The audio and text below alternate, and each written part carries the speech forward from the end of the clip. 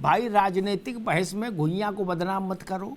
बढ़िया सब्जी है, सूखी बनाओ, रसे की बनाओ, दही की बनाओ, अजवाइन डाल के बढ़िया। मसला दूसरा था और बात दूसरी तरफ चली गई। स्वामी प्रसाद का तो जिक्र एक छेपक में आ गया, वो आज बहस का विषय नहीं थे।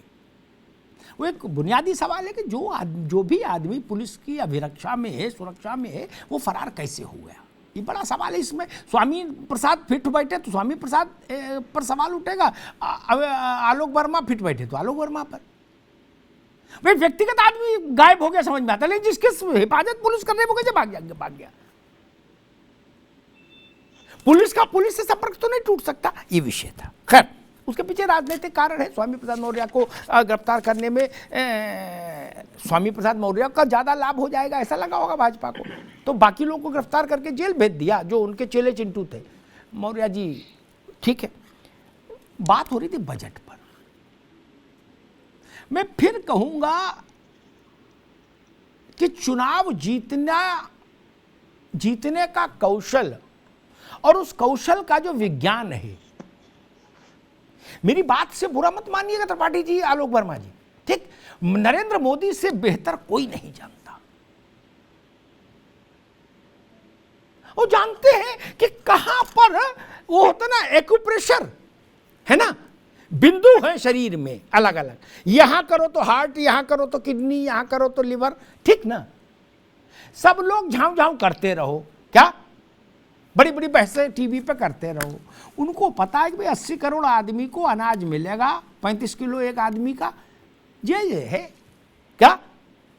बाकी सप्तऋषि मानो चाहे 100 ऋषि मानो, सो क्या रखा है, समग्र विकास, अंतिम मील तक पहुंचना, इंफ्रास्ट्रक्चर में निवेश, क्षमता को उजागर करना, इंटेलिजेंस, आईक्यू, आर्टिफिशियल आईक्यू, हरित विकास, युवा, वित्तीय क्षेत्र। वो जानते हैं इन सब चीजों को। कुसमराम कौन जान रहा, खिमसेपुर में, बबेरू में कोई जानता जो विषय मैंने पढ़े, कोई जान रहा है।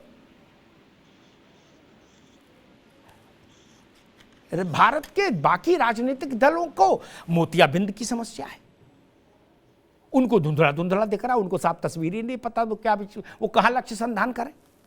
जब बात कहीं की करनी होती तो करते कहीं और की है।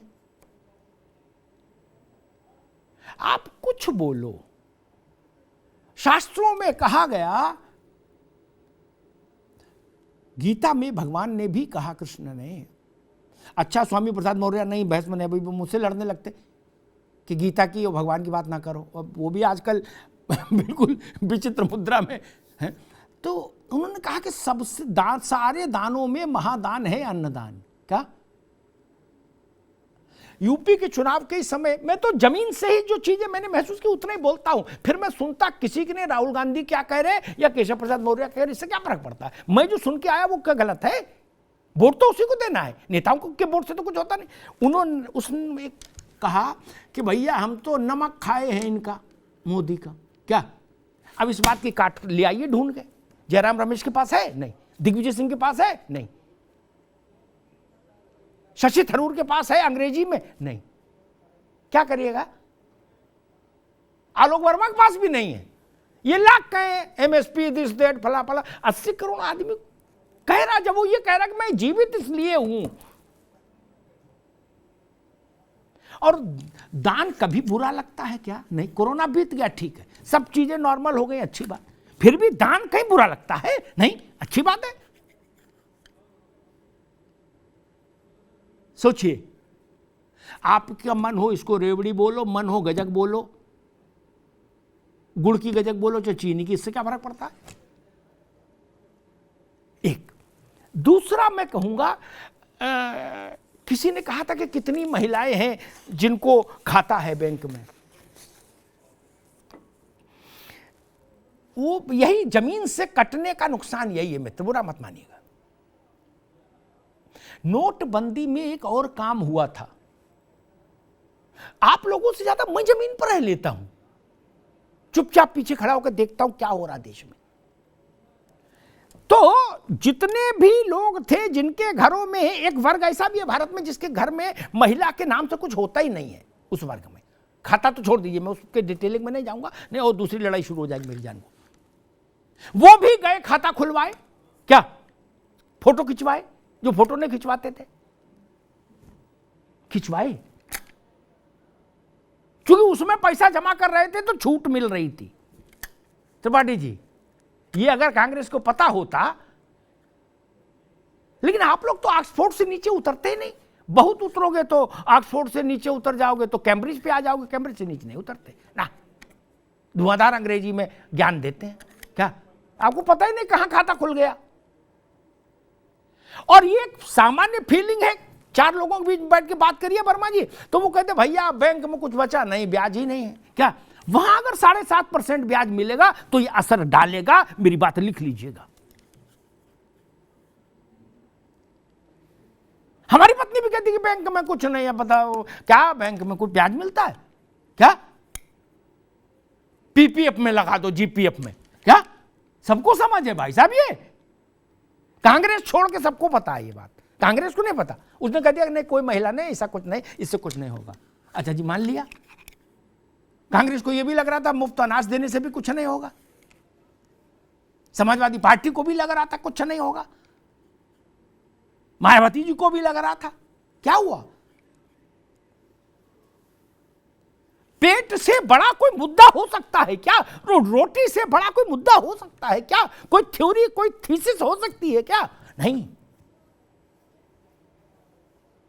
और आदमी कहता है कि हम जीवन धारण ही किस लिए कर रहे हैं? भोजन के लिए। तो भोजन अगर मिल रहा है तो फिर इससे अच्छी व्यवस्था और क्या होगी? उस सोच का क्या करिएगा? तब आप ये कहेंगे जाके कि 5G ठीक आ रहा कि नहीं आ रहा तुम्हारे फोन में। इसका कोई मतलब है? 2 टाइम खाना खा रहा है विषय। मोदी इस बात को जानते हैं कि हम कौन सा बिंदु राष्ट्र के शरीर का दबाएं तो क्या परिणाम आएगा। ठीक। और अंतर विरोधों को साध लेते हैं। वो जब केजरीवाल को लपेटते हैं, ठीक, तो कहते हैं रेवड़ियां देश बर्बाद कर देंगी क्या? तब भी धुआंधार बात कहते हैं। और जब 80 करोड़ को अनाज का एक्सटेंड करते तब भी धुआंधार तर्क देते हैं क्या? ये कौशल भी चाहिए ना। सामान्य लोगों में नहीं दिखता ना ये कौशल। दोनों विपरीत बातें हैं।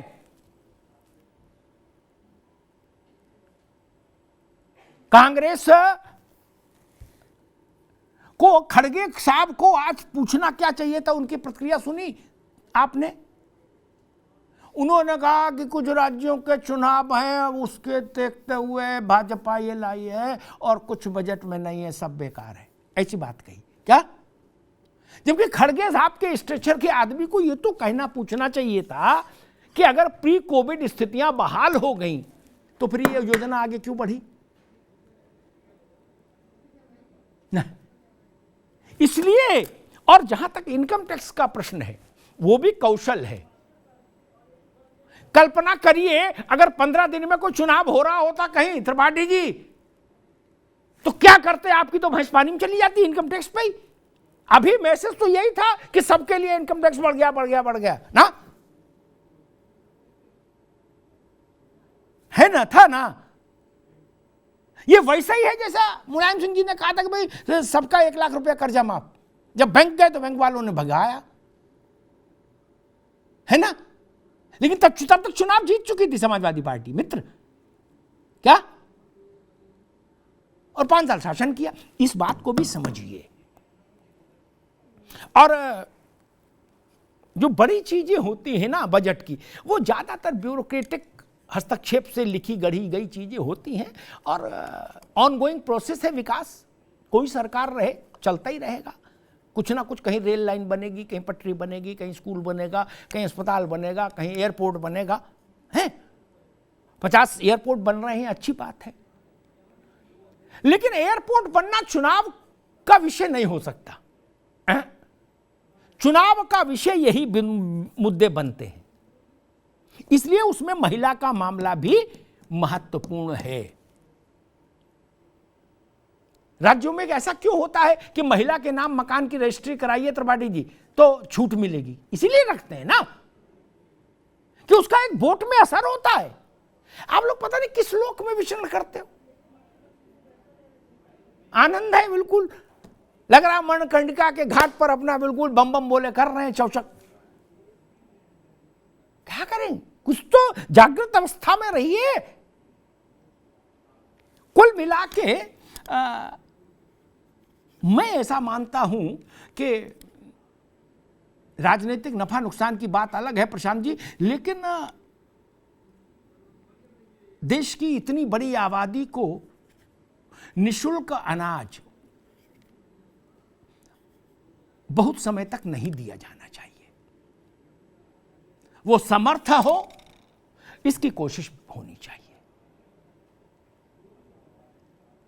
अन्यथा देश का संतुलन बन ही नहीं सकता। बहुत बड़ी आबादी है भाई, ये संख्या कुल आबादी के 10% से ऊपर क्यों जाए, 15% से। ये गर्व का विषय नहीं है, ये चुनाव जिताने का विषय तो हो सकता है लेकिन गर्व का विषय नहीं है। एक राष्ट्र के रूप में ये हम सबकी आंख नम करने वाला विषय है कि क्या हमारे देश में 80 करोड़ भाई बहन अभी ऐसे हैं कि जिनको अन्न सरकार न दे तो उनको जीवन धारण करना मुश्किल हो जाए। ये प्रश्न है, इस पर सबको सोचना चाहिए। धन्यवाद।